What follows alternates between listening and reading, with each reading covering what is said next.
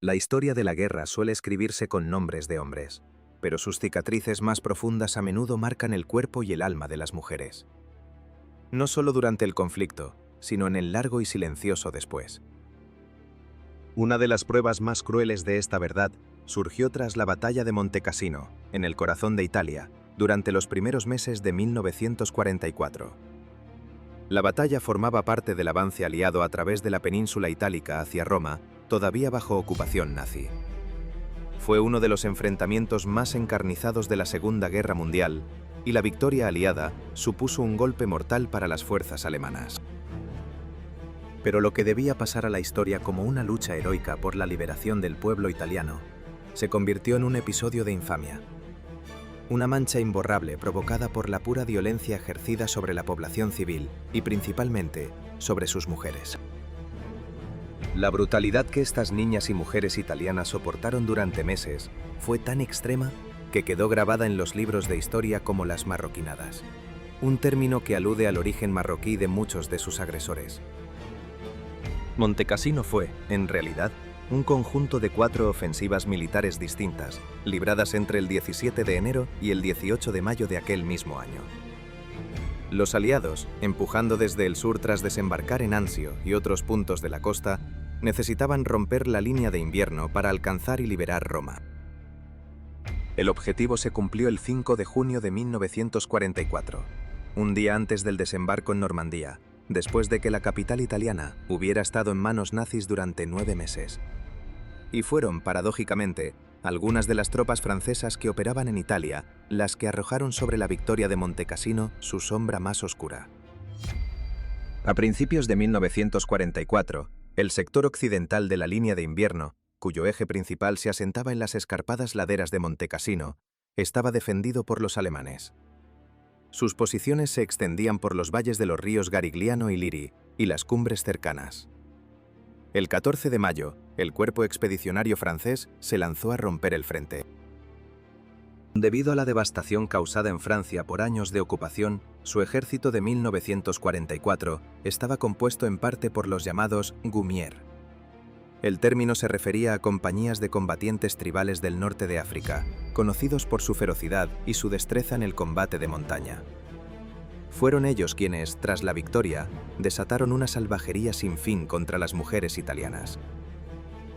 Las batallas terminan, las banderas cambian, pero los ecos de la violencia infligida en las sombras permanecen. Se convierten en el legado silencioso del conflicto, un testamento de que el verdadero coste de la guerra no se mide en el territorio ganado, sino en la humanidad que se pierde. Su nombre evocaba un eco de tierras lejanas y una reputación forjada en el combate. Los Gumiers, reclutados originalmente durante la ocupación francesa de Marruecos desde 1908, se convertirían durante la Segunda Guerra Mundial en sinónimo de las tropas de élite argelinas, marroquíes y tunecinas del ejército francés. En el corazón de la campaña de Italia, fueron ellos la punta de lanza. Su avance destrozó las líneas alemanas, abriendo una brecha para que el 12º Cuerpo británico rompiera la última resistencia. Los aliados tenían vía libre hacia la siguiente línea de defensa de una Wehrmacht que para entonces sufría una desmoralización incontenible y una retirada manifiesta en su avance europeo. Pero un lugar se erigía como un bastión inexpugnable: Montecassino. Allí, la resistencia alemana alcanzó cotas de leyenda. Entre febrero y mayo de 1944, las fuerzas aliadas respondieron con una furia apocalíptica, atacando la abadía benedictina con 350 toneladas de explosivos. Sin embargo, sus asaltos flaquearon ante la tenaz defensa nazi y el puro agotamiento. El primer acto de la batalla de Cassino concluyó con los alemanes aún en posesión de la ciudad, las alturas y el monasterio que lo dominaba todo. Fue entonces cuando entró en escena el cuerpo expedicionario francés, comandado por el general Alphonse Juin, un veterano comandante curtido en 1000 batallas. Sus hombres, los Gumiers, serían la llave que finalmente rompería el cerrojo alemán. Conociendo el inmenso sacrificio que les había costado asegurar la victoria, Juin se dirigió a ellos. Les felicitó y les concedió libertad de acción, una decisión que transformaría la liberación en un horror imborrable. Se dice que Juin arengó a sus hombres asegurándoles que si ganaban esta batalla, durante 50 horas serían los dueños absolutos de todo lo que encontraran más allá del enemigo. Les prometió que nadie los penalizaría por lo que hicieran, que nadie les preguntaría qué estaban haciendo. La noche siguiente, miles de Gaumiers ascendieron por las laderas de las montañas, rodeando los pueblos y aldeas de la región conocida como Ciociaria. Para los lugareños, el fin de la batalla no fue un momento de júbilo en el que recuperaban la libertad perdida. Fue el comienzo de una pesadilla absoluta. Los testigos afirmarían más tarde que, cuando los alemanes estaban cerca, los hombres debían esconderse. Pero cuando llegaron los Gaumiers norteafricanos, eran sus hijas y esposas las que necesitaban un escondite. Se entregaron al asalto sexual y al saqueo a una escala inimaginable. Una verdadera orgía de violencia, donde incluso niños y ancianos fueron sodomizados por las insaciables tropas. La victoria tiene un precio, y en las colinas de Italia fue pagado con la inocencia y el alma de un pueblo. A veces, la línea que separa al libertador del monstruo es tan delgada como una promesa susurrada en el fragor de la batalla, una promesa que desata los demonios que toda guerra se esfuerza por contener. Las quejas sobre el comportamiento de sus hombres llegaron hasta el general Juin. Se llegó a solicitar la intervención del mismísimo Papa. Más tarde se tomaría la extraordinaria medida de prohibir la entrada en Roma a las tropas coloniales aliadas. El saqueo, al igual que la agresión sexual, es tan antiguo como la propia guerra. Veteranos aliados de todas las nacionalidades admitirían sin reparo haber robado comida, vino y objetos de valor de las casas de los civiles italianos. Esta práctica se había vuelto tan automática que los alemanes comenzaron a colocar trampas explosivas en objetos de apariencia tentadora para atrapar a las incautas tropas enemigas. Muchos soldados aliados murieron mientras intentaban robar a los civiles que se suponía debían liberar. Los prisioneros de guerra también eran considerados un botín legítimo. Pocos llegarían a los campos de prisioneros conservando aún sus relojes. Otras historias son más oscuras, relatadas solo con profundo pesar por los veteranos. Varios han contado la repulsión que sintieron cuando un camarada robaba a un cadáver, en algunos casos llegando a cortar el dedo de un soldado alemán muerto para robar su alianza de oro. Quizás más que ninguna otra cosa, este hecho ilumina los efectos devastadores que la guerra tiene sobre el comportamiento y la moralidad de aquellos obligados a luchar en ella. En el centro de la controversia se encontraban los Gaumiers, tropas feroces pero ingobernables. Lingüísticamente, el término Gaum proviene de una palabra árabe que significa ponerse en pie. Los Gaumiers, en su mayoría marroquíes, componían el cuerpo expedicionario francés en el frente italiano. En sus filas también había soldados argelinos, tunecinos y senegaleses. Eran considerados las tropas irregulares de Francia, reclutados en sus colonias del norte de África. Sin embargo, los más destacados eran los de Marruecos. Sabían que eran vistos con desdén por sus actos salvajes y debido a su terrible reputación, a menudo se comportaban como animales con sus enemigos.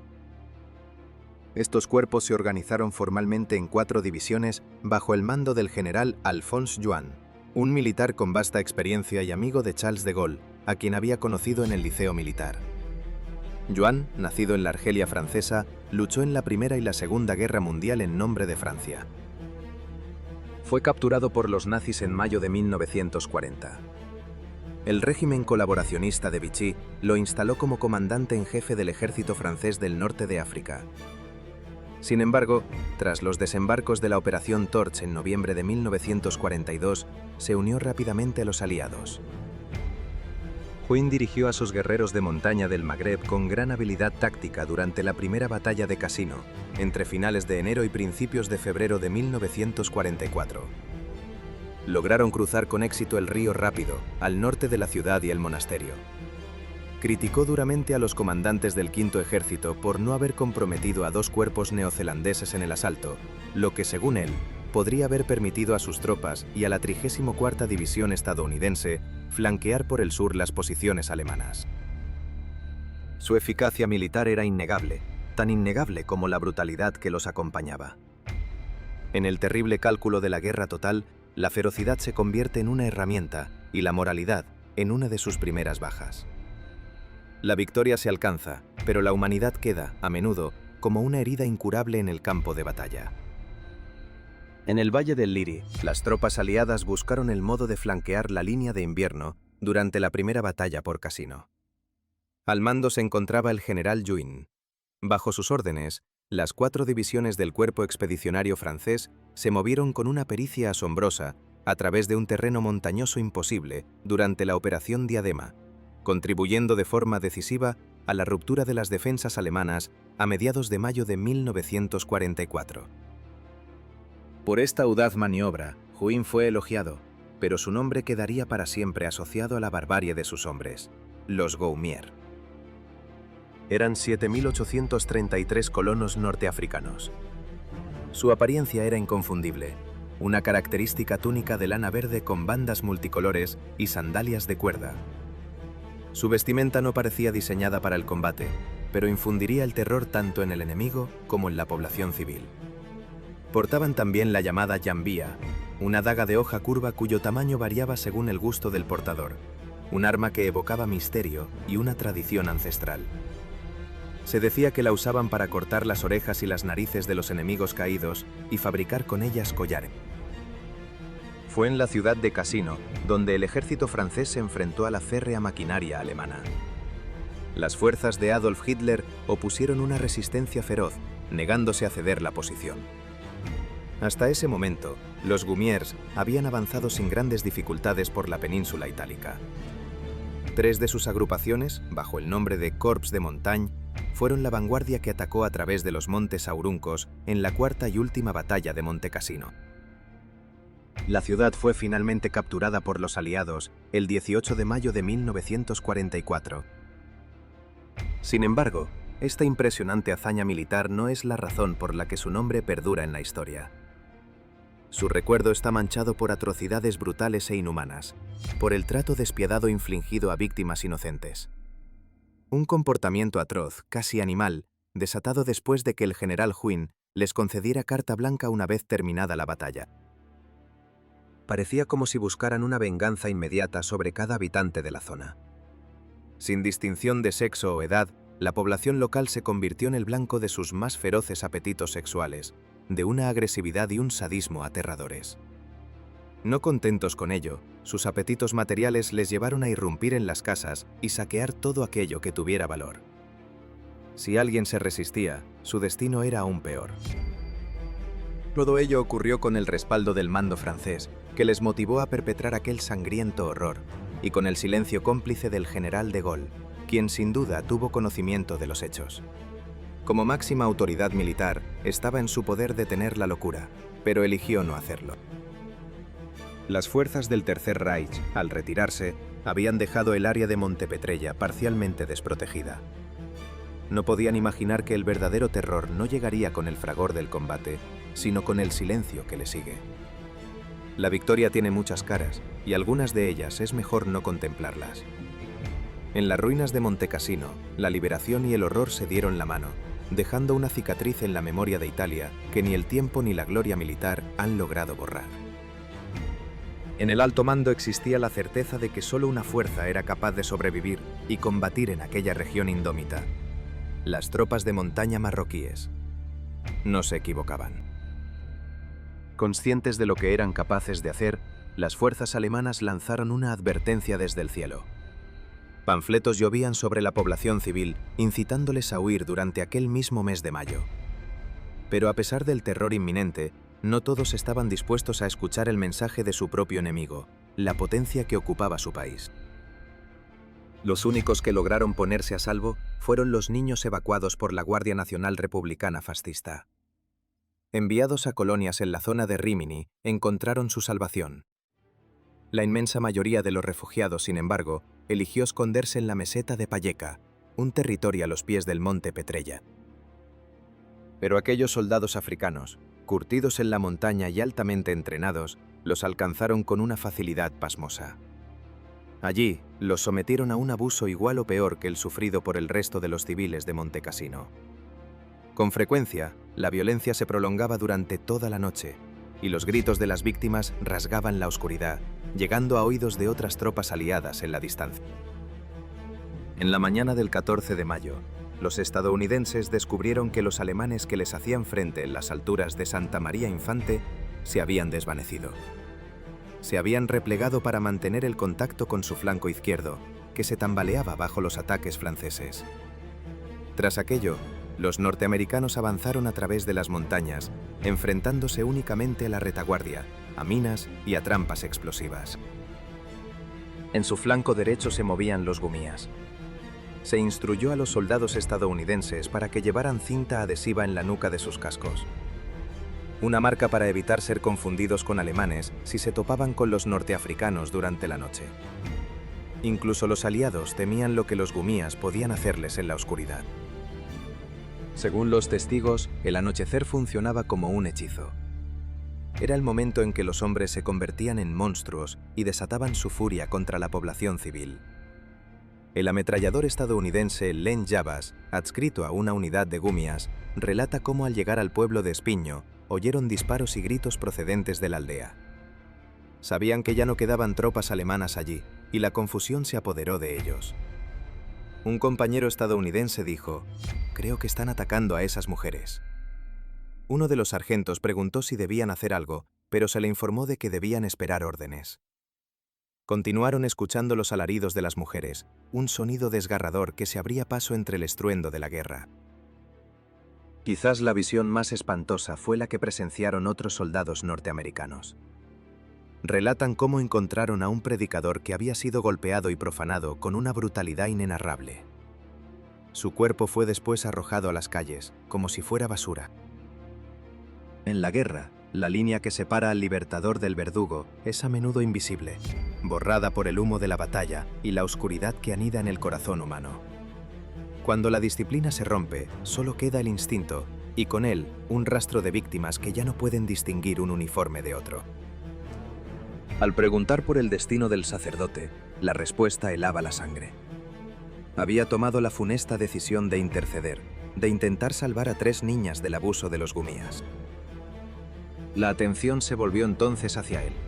Su cuerpo, brutalmente apaleado, fue atado a un poste. Varios hombres se turnaron para vejarlo durante toda la noche. Finalmente, las heridas le arrebataron la vida. El mando militar francés, lejos de perdonar estos crímenes, ejecutó de inmediato a un cierto número de culpables. Pero aquello no detuvo la barbarie. En términos puramente militares, los franceses tenían motivos para el orgullo. El audaz ataque del general Juin a través de las montañas había destrozado el flanco suroeste de la línea de invierno, y la velocidad de los asaltos posteriores impidió a los alemanes afianzarse en la línea Hitler en el sector costero.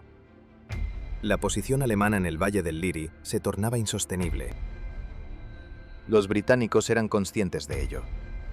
A última hora del 16 de mayo, el comandante del 8º Ejército, el teniente general Leys, ordenó a la 78ª División que cortara la Ruta 6 a espaldas de Cassino. Al mismo tiempo, el cuerpo polaco, que había sufrido un castigo tan severo en la jornada inaugural, debía intentarlo de nuevo en el temido monasterio. Pero tras el avance de las tropas, quedó un rastro de crueldad desenfrenada. Hay innumerables testigos, víctimas directas e indirectas de las atrocidades causadas por los soldados. Los lugareños todavía recuerdan con espanto las escenas que vieron y vivieron en carne propia. El hogar ya no era un refugio. Familias enteras se vieron forzadas a abandonar sus casas, a esconderse juntas en busca de una seguridad que muchos no encontrarían. Aventurarse al exterior significaba casi con certeza pagar las consecuencias.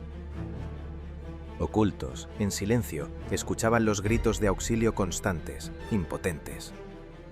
Muchos supervivientes relataron un profundo sentimiento de cobardía, pero la realidad era que poco podían hacer para ayudar a sus semejantes. Preferían no convertirse en las nuevas víctimas, sino proteger a los suyos. Al caer la noche, comenzaba la pesadilla. Se oían los lamentos de las jóvenes raptadas durante el día, un quejido que no encontraba consuelo y que helaba la sangre de quienes lo escuchaban, pensando a su vez que ellos podrían ser los siguientes en sufrir la misma violencia. Aunque muchos ya no viven para contarlo, la historia de su calvario se ha transmitido de boca en boca, de generación en generación, dando veracidad a uno de los muchos capítulos oscuros de aquella guerra terrible. Las heridas infligidas por aquel ataque inconcebible distan mucho de haber cicatrizado. La guerra tiene muchas caras. La del heroísmo y la estrategia, y la del monstruo que se desata cuando la disciplina se quiebra. En los valles de Italia, la victoria tuvo un eco oscuro, un lamento que el tiempo no ha conseguido acallar. Y así, ante los gritos desesperados, se impuso el silencio. Desde aquel instante, la batalla de Montecassino se convertiría en sinónimo de horror. Una palabra, marroquinada, quedaría grabada a fuego en la memoria popular de una región que conoció el terror en primera persona. Poblaciones civiles enteras cayeron víctimas de aquellos que, en teoría, habían llegado para liberarlas de la ocupación nazi, para desterrarlas del fascismo brutal del Eje, liderado primero por Benito Mussolini y después por Adolf Hitler. El cuerpo militar francés en la península estaba compuesto por 130.000 hombres. Entre ellos, casi 8.000 soldados coloniales africanos. Todos quedarían marcados por la mancha de unos actos inhumanos. Lo que sucedió superó la peor de las pesadillas imaginables. Quizá lo más terrible es que todo ocurrió en una sola noche, la del 18 de mayo de 1944, justo después de que los soldados escucharan a su general al mando. Miles de Gumier abandonaron sus campamentos para esparcirse por la comarca de la Ciociaria. Sintiéndose libres para actuar a su antojo, sin castigo alguno, desataron el más pavoroso de los infiernos. Durante más de 50 horas no hubo control ni resistencia. La violencia grupal se adueñó de todo. El escenario era dantesco. La crueldad con que trataban a sus víctimas, aterradora. Al principio las tropas fueron selectivas, escogiendo a las víctimas más atractivas. Pero pronto desataron toda su capacidad para el mal sin distinción alguna. Lejos de impedirlo, se incitaban los unos a los otros, aumentando su cinismo, buscando siempre ir más allá. Como si de una competición se tratara, se esforzaron por crear las escenas más grotescas, de una magnitud tal que ningún adjetivo parece capaz de describir lo aberrante de la experiencia. En muchos casos, fueron simplemente niñas las elegidas para el abuso. Ni siquiera adolescentes o mujeres maduras, como ocurriría después. Incluso abuelas, muchas de ellas con más de 80 años, fueron martirizadas en los ataques. En un pueblo de la región, asaltado por cientos de soldados marroquíes, se registraron ataques a 30 mujeres y 2 hombres en un lapso de tiempo muy breve. Todo fue tan rápido que nadie pudo advertirles que se escondieran. No hubo salvación ni escapatoria. En otra localidad, 2 hermanas fueron forzadas a satisfacer a un pelotón de casi 200 soldados, en un acto de crueldad y ensañamiento sin precedentes. El sufrimiento, infligido deliberadamente, se intensificó sin necesidad ni propósito. Así, en los campos de Italia, la liberación y la barbarie se dieron la mano, dejando una herida en la historia que se niega a cicatrizar. Un recordatorio perpetuo de que, en la guerra, la línea que separa al salvador del monstruo es, a veces, inexistente. En los anales del horror, hay episodios que desafían toda comprensión. 300 combatientes, desatados en una furia ciega, eligieron a un anciano como blanco de su entretenimiento, sometiéndolo a un abuso sexual colectivo. No fue un acto aislado. La agresión a los hombres era una práctica rutinaria, un método que saciaba una sed monstruosa. Ninguna aldea de la región estaba a salvo. El terror no hacía distinciones. Los archivos de la Asociación Nacional de Víctimas Civiles de la Guerra guardan en testimonio escrito. Un párroco, de nombre don Alberto Terrile, se interpuso entre los saqueadores y 2 niñas, de apenas 6 y 9 años. Su único fin, salvarlas de una profanación que las marcaría para siempre. La respuesta de los soldados fue inmediata y salvaje. El sacerdote fue ultrajado en su lugar, a la vista de las pequeñas que intentaba proteger. En la aldea de Pico, la crueldad alcanzó cotas inimaginables. Una niña y su hermana fueron crucificadas en la plaza pública, mientras su familia era obligada a presenciar el grotesco espectáculo. Relatos de este calibre abundan. El sadismo extremo y la brutalidad eran la norma. En la cima de la cadena de mando, el general Charles de Gaulle, comandante en jefe del ejército francés, conocía perfectamente los sucesos de Italia. Sabía lo que sus tropas, bajo su mando, estaban haciendo, y no hizo absolutamente nada, ni para prevenirlo, ni para impartir justicia después. El general Alphonse Juin, quien presuntamente dio vía libre a estas atrocidades, jamás fue castigado por sus superiores. Con el paso de los años, la documentación y los testimonios emergieron de las sombras, permitiendo reconstruir la insoportable verdad con mayor detalle. Los historiadores coinciden. Fue una arenga del general Juin la que encendió el caos, la que desató el peor de los escenarios posibles.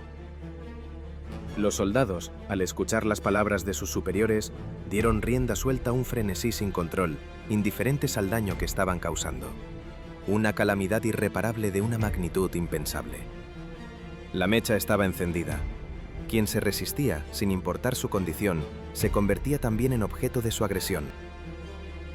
Cada pequeño pueblo de la región, sin excepción, fue asaltado con una hazaña inaudita.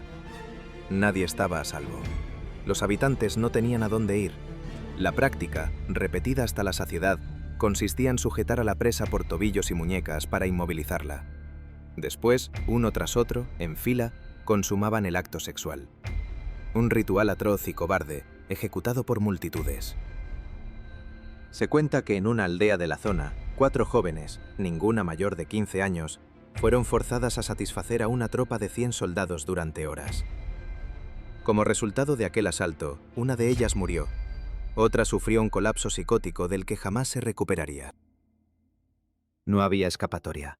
No existía refugio ante semejante calamidad humana.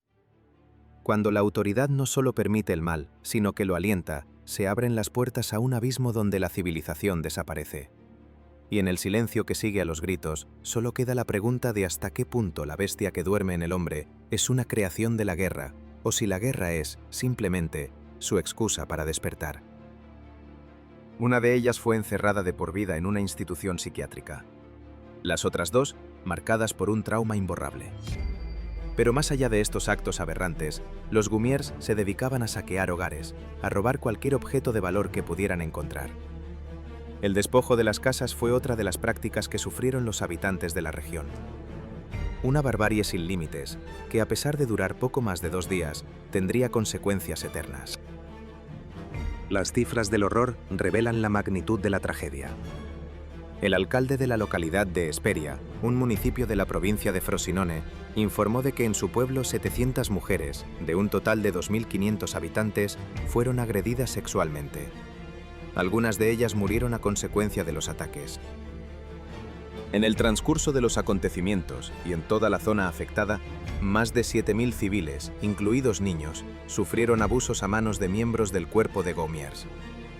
El número de hombres asesinados se ha estimado en 800. Se cree que la masacre, conocida como las Maroquinate, se cobró casi 200.000 víctimas. Personas de todas las edades fueron atacadas, torturadas y asesinadas sin que nadie rindiera cuentas. Según los documentos históricos, hubo más de 20.000 casos de agresión sexual, pero esta cifra solo tiene en cuenta a quienes tuvieron el valor de denunciar el ultraje. La realidad, sin embargo, fue mucho más cruda. La mayoría de los casos nunca se denunciaron, quedando sepultados por el miedo y la vergüenza.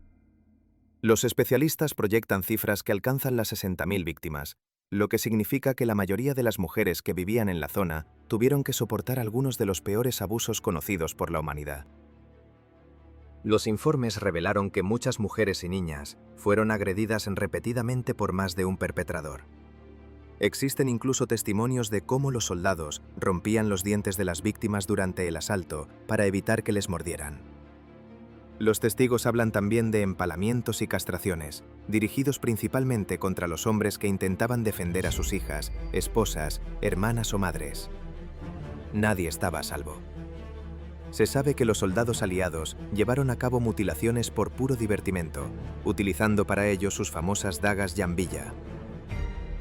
Es preciso recordar que los Gumiers no eran mercenarios ni combatientes extranjeros voluntarios. Eran soldados regulares del ejército aliado francés, y como tales, el alto mando militar francés era responsable de sus acciones. La naturaleza despiadada y cruel de la violencia sexual perpetrada por las tropas aliadas queda corroborada en los registros médicos recuperados. En ellos se informa de infecciones de sífilis, gonorrea y otras enfermedades de transmisión sexual. Un recuerdo perenne de aquellas noches terribles tras la batalla de Montecassino. Una cicatriz biológica que se sumó a las heridas invisibles del alma. Un legado silencioso que la historia oficial de los vencedores a menudo prefiere olvidar. Solo la introducción de la penicilina americana salvó a estas tierras de una epidemia que podría haber aniquilado a la población que aún quedaba en pie. Pero las heridas de la guerra eran más profundas que la enfermedad. Los embarazos no deseados, fruto de los ataques, se contaron por miles. Muchos terminaron en abortos clandestinos, practicados en entornos improvisados e insalubres. Aquellas que, paralizadas por el miedo, no se sometieron a este procedimiento atroz y peligroso, llevaron sus embarazos a término. Tras el final de la guerra, en septiembre de 1945, nacieron los hijos de aquella violencia. Muchos fueron entregados en adopción al orfanato de Veroli. Las estimaciones cifran en unos 400 el número de bebés que llegaron a sus puertas. Era una cifra abrumadora para la región. La mayoría de aquellos niños jamás fueron adoptados. Crecieron en el orfanato hasta alcanzar la mayoría de edad, sin conocer nunca el rostro de sus madres ni la identidad de sus padres. Los documentos de archivo revelan una verdad incómoda. No solo los soldados africanos del ejército francés fueron responsables. También los franceses de origen europeo participaron en aquella violencia desmedida. Contrariamente a lo que la propaganda aliada intentó hacer creer, no fue una cuestión étnica. Los ciudadanos franceses nativos constituían cerca del 40% de la fuerza de combate. Resulta imposible atribuir la responsabilidad de los agravios únicamente a los colonos africanos. Cuando el general Juin les autorizó a actuar a su antojo sin temor a represalias, se dirigía a la tropa en su conjunto, no solo a una parte de ella. Históricamente, Francia ha intentado eludir su responsabilidad. Cada vez que se ha planteado la cuestión, se ha insinuado que los sucesos de las Marochinat deben atribuirse a la mala conducta de una facción de sus tropas, en lugar de a una situación generalizada en el ejército francés. Esta postura oficial ofrece un discurso profundamente racista y discriminatorio, pues ignora que fue el propio general Juin, de sangre europea, quien incitó a las tropas a desatar una violencia sin fin sobre la población civil. Un registro británico lo deja claro. Soldados franceses sin vínculos con Marruecos o el norte de África fueron responsables de innumerables agresiones sexuales contra mujeres, tanto jóvenes como ancianas. Tales asaltos no ocurrieron en sótanos oscuros, sino públicamente, en mitad de las calles. Un acto que añadía una humillación indeleble a las víctimas, pero que también facilitaba la identificación de los perpetradores. El mismo informe británico describe la sodomización de cientos de prisioneros y la castración de aquellos considerados líderes de su comunidad. Así, en medio de la operación militar más brutal del siglo XX, se escribió uno de sus capítulos más oscuros. Una historia de horror silenciada, donde las cicatrices no solo marcan los cuerpos, sino también la memoria de una tierra que fue liberada a un coste que la historia oficial rara vez se atreve a contar. Una indiferencia absoluta, cómplice, se cernía sobre la tragedia desde los altos mandos franceses. Un silencio que parecía participar en la masacre, en el espantoso acto que se desarrollaba en las colinas italianas. El informe es inequívoco. En los pueblos de Patrica, Pofi, Isoleta, Supino y Morolo, la totalidad de las mujeres fueron agredidas sexualmente. En La Nola, el 21 de mayo, la llegada de las tropas francesas supuso el asalto de 50 jóvenes, la práctica totalidad de la población femenina de la pequeña aldea. Cuando las mujeres no eran suficientes, la brutalidad no distinguía edad. Niñas y ancianas también fueron arrastradas al epicentro del horror. En aquel momento, la Cruz Roja Internacional ofreció su ayuda al gobierno italiano. Pero este se opuso frontalmente. El objetivo era no tensar las relaciones con Francia, no provocar un conflicto diplomático que eclipsara la guerra misma. Gracias a ello, un manto de silencio, tejido por los perpetradores y por el propio gobierno de las víctimas, cubrió los sucesos de Montecassino. Los altos mandos fueron ignorados, no hubo acusaciones, no hubo investigación interna en las filas del ejército. Todo se disolvió en la nada. En este contexto salvaje, oculto en aldeas de montaña aisladas en mitad de un conflicto global, Es imposible establecer una cifra exacta de muertes y abusos. Probablemente fueron decenas de miles los afectados, sin distinción de género o edad. Es igualmente imposible conocer el número de personas que, a causa del trauma psicológico y emocional, nunca pudieron continuar con sus vidas. Muchos interrumpieron sus estudios, experimentaron una incapacidad perpetua para encontrar pareja o formar una familia. Algunos acabaron suicidándose o sumidos en la demencia clínica. Informes militares secretos, guardados bajo llave durante décadas, relatan estos abusos, dejando un registro desgarrador de uno de los peores episodios de aquella guerra descomunal. En ellos se lee que incluso los animales fueron objetivo de sus ataques sexuales. La metodología empleada por los combatientes está detallada con una frialdad escalofriante. Si la puerta de una casa estaba cerrada, la derribaban. Al encontrar a alguien dentro, un golpe con la culata del fusil dejaba inconsciente a la víctima. Después, la arrastraban a las inmediaciones de la casa para consumar el abuso frente al resto de la familia, bajo la mirada aterrorizada de cualquier transeúnte. 80 años de impunidad siguieron a las Maroquinate. Con el paso del tiempo, las víctimas fueron alentadas a hablar, a ofrecer más información sobre aquella experiencia insoportable que las marcó para siempre.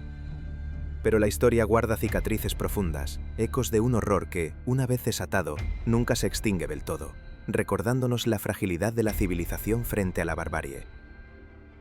Se requería un coraje inmenso, no solo porque prestar testimonio las obligaba a revivir el horror, sino porque las exponía a la vergüenza y a la acusación pública.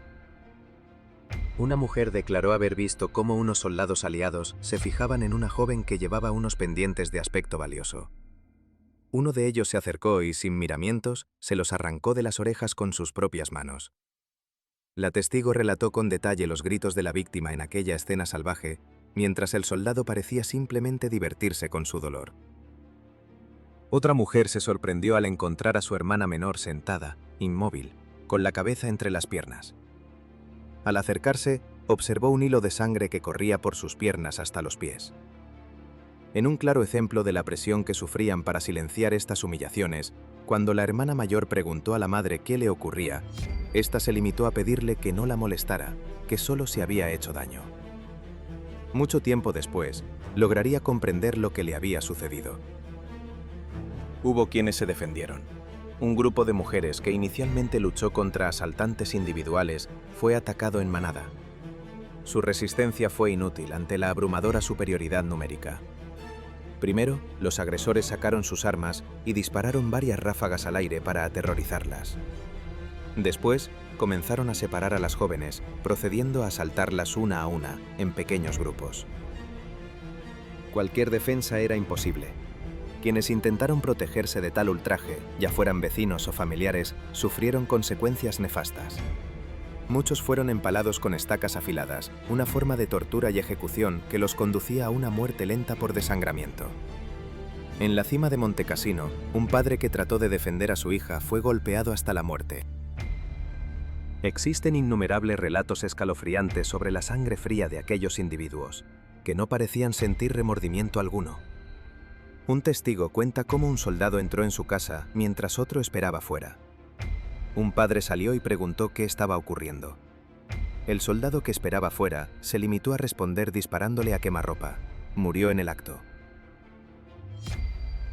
Hasta el día de hoy, algunos historiadores y buscadores de la verdad continúan presionando para que se haga justicia, para traer algo de paz a los terribles sucesos de las Maroquinate. Algunos incluso han exigido que el gobierno italiano reúna todos los testimonios y pruebas para que Francia asuma la plena responsabilidad de los hechos y ofrezca una compensación. Sorprendentemente, muchos testigos de aquellos actos de violencia aún viven.